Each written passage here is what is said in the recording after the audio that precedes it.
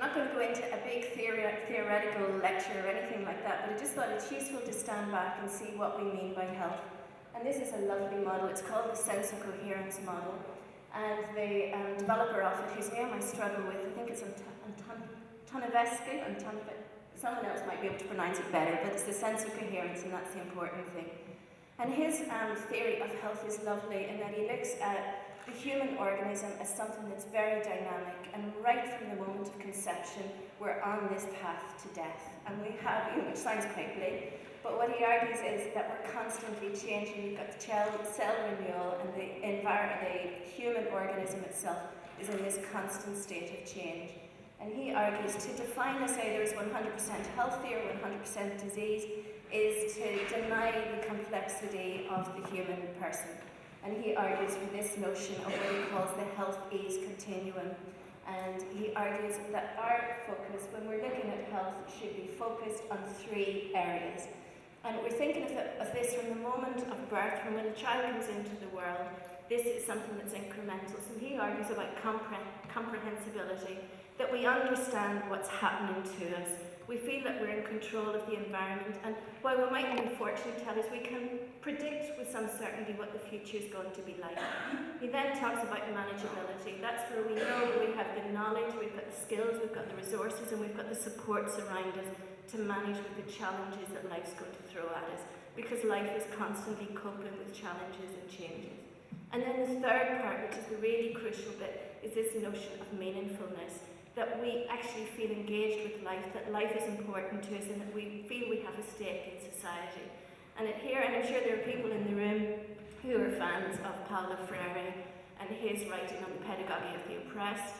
And Freire writes in that, he was talking to John earlier, about that notion of apathy, and apathy isn't a normal human condition. Apathy arises as people learn through their life that they don't have a voice, they don't have a position, and they aren't listened to. So in this sense of coherence model, the focus, and it's evidence-based, the higher a person's sense of coherence, the better their health outcomes. And then I almost forgot. I was standing at the bus in Banbridge this morning, and I thought, I nearly forgot Cuba. And there are many in this room, and it's my own personal interest. Cuba has been a beacon to the world for more than half a century to show the effect and the power of a system that's based on primary health care and prevention rather than disease focused. Amartya Sen, one of my heroes, has been writing an entire lifetime on inequality and equity. And this came from a piece that he did in The Guardian back in July, where he was looking at the austerity measures across Europe. But whether it's austerity measures across Europe or it's austerity measures here in the north, I don't think we can ignore what he's saying.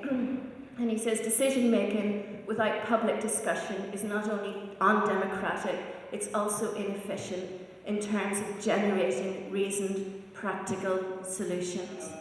I want to talk about welfare reform this afternoon, but I want to start by recalling the lines of a song of Woody Guthrie's, the great American folk singer, who would have been 100 years of age this year.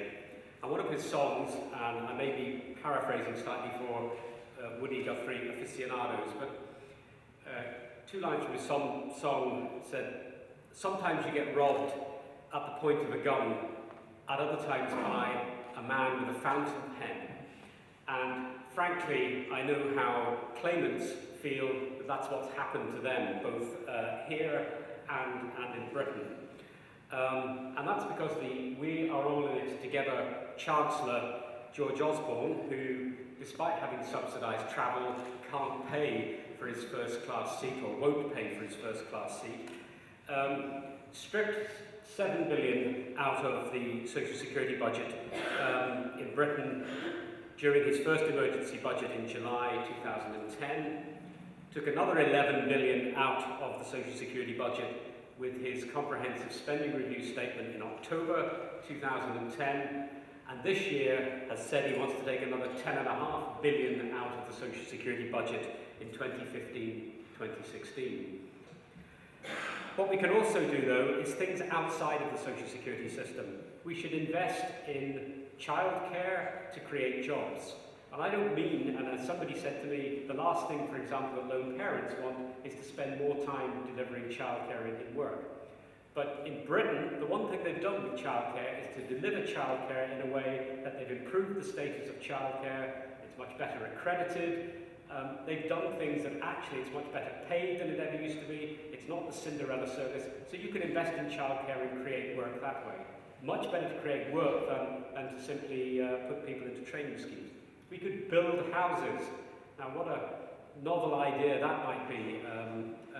And we could do it through public works programs. And I apologise for beginning to sound like a 1970s style socialist, but frankly, if we've got a long waiting list, and we've got large numbers of people out of work who can build homes.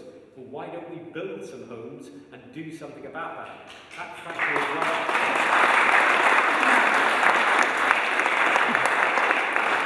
You don't need to be a rocket scientist to come up with that idea.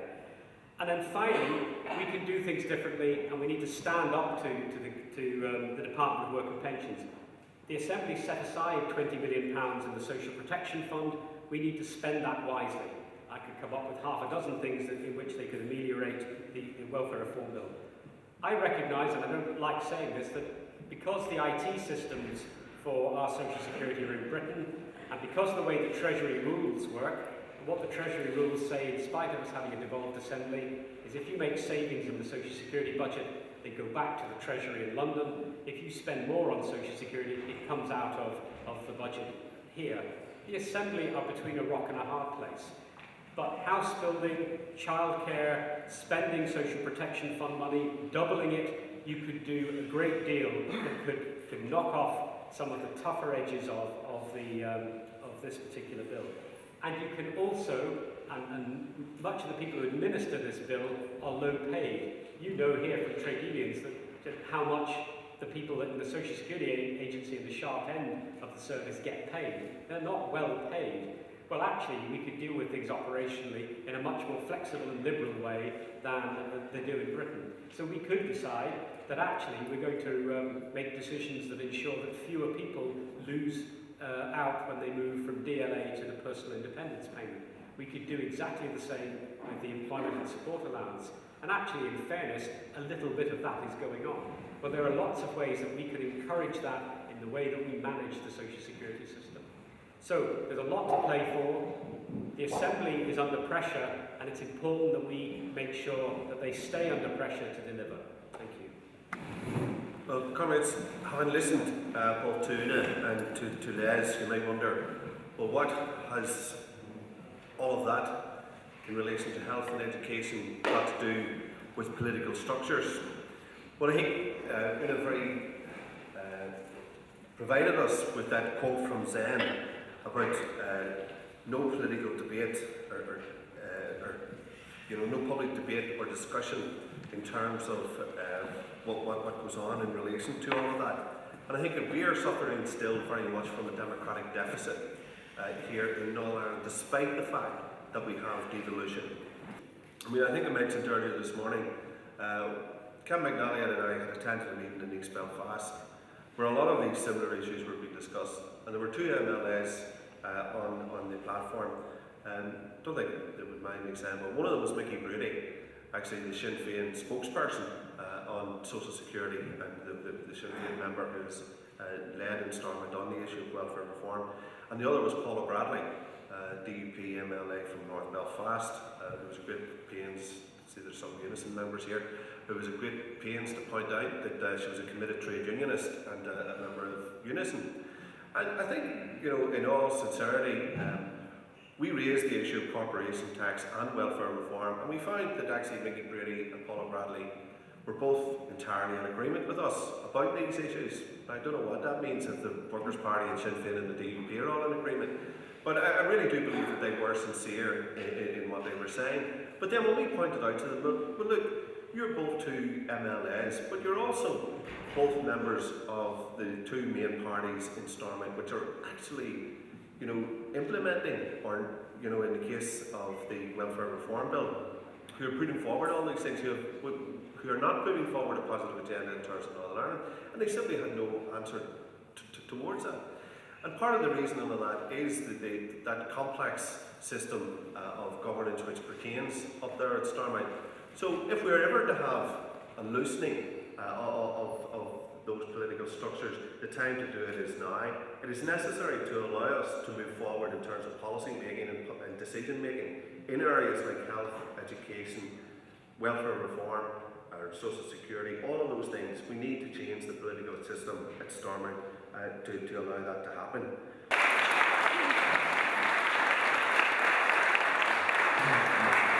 Thank you, John. I think in fairness you should say that the first time that I heard this debate taking place within the party about the issue of preventative medicine and public health education was indeed taking place with this. One of the big concerns we have from a union point of view in the political structures is this term public consultation around closures of any units, public consultations around closures of every nice health service residential home in this island here in Northern Ireland. And the bottom line is what we're sick or tired of is the term public consultation. This week, John Campton and his team met in the Knockbracken.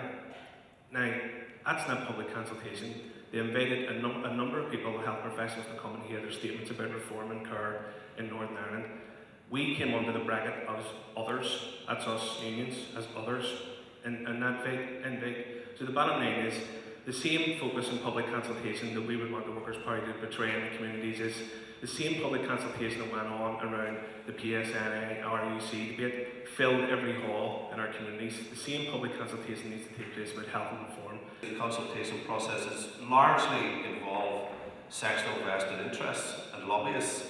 And I think that is a failing in the system as well. And it comes back to what we were saying earlier about real levels of engagement, and to engage with the public on all of these issues and to bring it out into the public domain and the public sphere to be a part of that. And I mentioned when Paddy Murphy said no one negotiated a social and economic agenda when they were discussing the Good Friday Agreement, and you rightly have given the example of the policing debate. There seemed to be no problem about booking leisure centres and community halls and schools all around the place to discuss the future of policing.